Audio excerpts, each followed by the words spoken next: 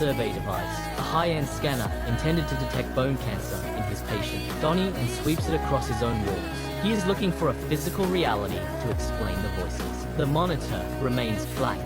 There is no radiation and no hidden source. Convinced his schizophrenia has relapsed, House prepares to surrender. He decides to check himself back into the Mayfield Psychiatric Hospital, certain that his career is over. As he moves through the house to leave, he stops. He hears the sound again. He follows the noise to Wilson's study. He finds Wilson sitting before a makeshift shrine of photos and personal items belonging to his deceased girlfriend, Amber. Wilson is speaking to the MTA, his voice muffled by the architecture of the house. The whispers were never hallucinations. They were the sounds of a grieving friend. The psychological pressure evaporates. House regains his focus instantly. He realizes Donnie's condition is not bone cancer, but a neurological misfire in the brainstem. He marches back to the hospital and orders the team to administer carbamazepine. The medication blocks the rogue nerve signals and stabilizes the patient. House is not insane. He simply diagnosed the wrong ghost. A medical team diagnoses a patient with TTP, leading to multi-organ failure. They perform an emergency splenectomy to stop the disease. The surgery is completed, but the patient's condition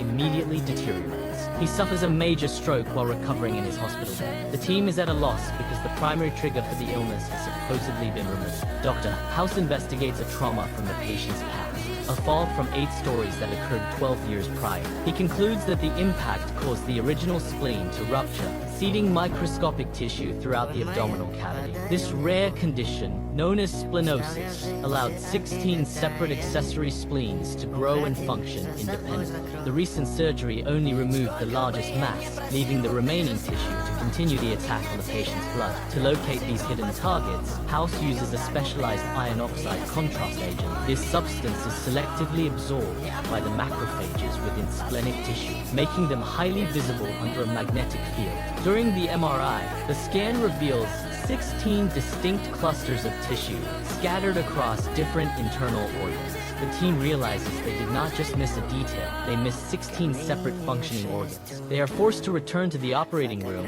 to perform 16 individual splenectomies. House's use of targeted imaging turns a medical failure into a precise surgical mission, finally halting the internal collapse. Foreman discovers a misplaced pay stub belonging to a colleague. The document shows a salary significantly higher than his own. He immediately confronts Dr. House, demanding a raise to close the gap. House dismisses the request. Foreman takes his grievance to Lisa Cuddy, the Dean of Medicine, arguing that he cannot effectively lead a team that out-earns him. He demands a salary increase or threatens to resign. While performing a VQ scan on a patient, the rest of the team, 13, Taub, and Chase, discuss the internal pay discrepancy. The tension of the medical procedure mirrors the friction within the group. To maintain the team's structure and settle the conflict, they reach a decision. They agree to a collective sacrifice. Each member will take a pay cut to fund Foreman's raise. The 3 doctors enter Cuddy's office as a unified front. They present their plan, offering to surrender a portion of their own income for the sake of the department's stability.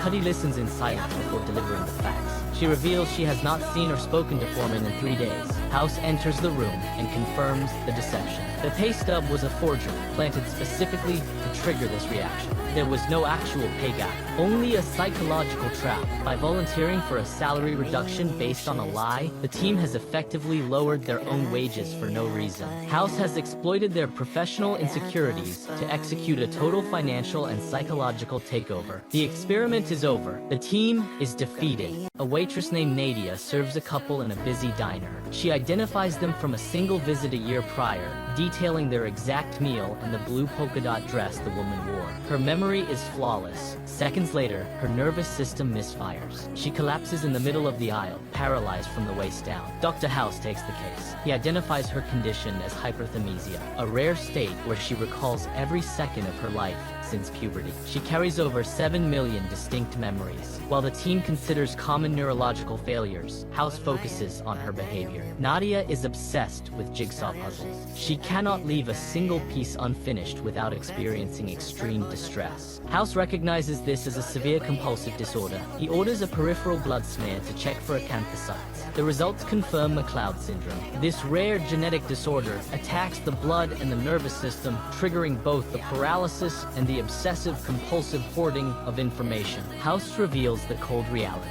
Her extraordinary memory is not a gift. It is a symptom of a terminal genetic breakdown. Her brain is not superior. It is malfunctioning, unable to filter out the useless data of her life. The disease is incurable. The woman who can remember every moment of her past now faces a future defined by the steady, inevitable failure of her body. Everyone dies alone, but she will remember every second of the process. Dr. Gregory House avoids the hospital's charity gala, hiding in elevators to evade Dean Lisa Cuddy. He dismisses the event as a distraction, but his avoidance masks a growing internal crisis. When a patient's condition spirals out of control, House views the diagnostic failure as definitive proof of his own decline. He sits in a dark bar with James Wilson, drinking heavily. He states that happiness is a distraction that has cost him his clinical edge. He recounts his recent errors, convinced that his relationship with Cuddy has dulled the sharp, miserable insight required to save lives. To House, his genius is fueled by isolation, and love is a terminal diagnosis for his professional brilliance. Later that night, a severely intoxicated House breaks into Cuddy's home. He confronts her with a cold,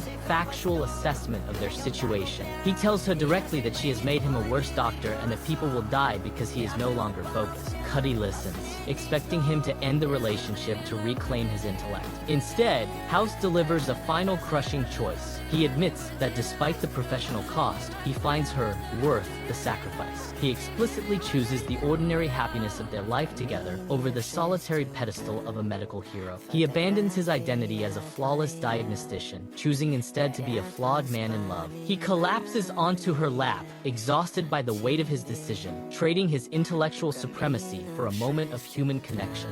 Bert kneels on a hardwood floor, scrubbing blood into a bucket. A police officer stands over him, mocking his fall from real estate tycoon to crime scene cleaner. Bert says nothing. He keeps his secret job hidden from his wife to preserve his pride. During their anniversary dinner, Bert's lungs seize. He collapses in the middle of the restaurant. At the hospital, his condition deteriorates. He eventually admits to the medical team that he cleans septic tanks, mold, and homicide scenes for cash. The environmental exposure is lethal. Bert suffers a psychotic break. He loses his hearing. His kidneys fail. The diagnostic team hits a dead end until Dr. House orders an MRI. The scanning room is kept at a freezing temperature. As the magnets spin, Bert's body reacts to the cold as if it were a physical attack. A violent rash erupts across his skin. House watches the monitor. He identifies CAPS, a rare genetic mutation known as cold-induced autoinflammatory syndrome. Bert's immune system triggers a massive inflammatory response whenever his body temperature drops. House orders an immediate dose of rilonacept. The medication neutralizes the proteins that are attacking Bert's organs. The treatment works. Bert pulls back from the edge of death.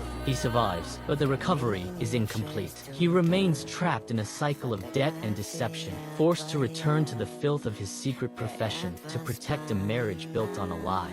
A 16-year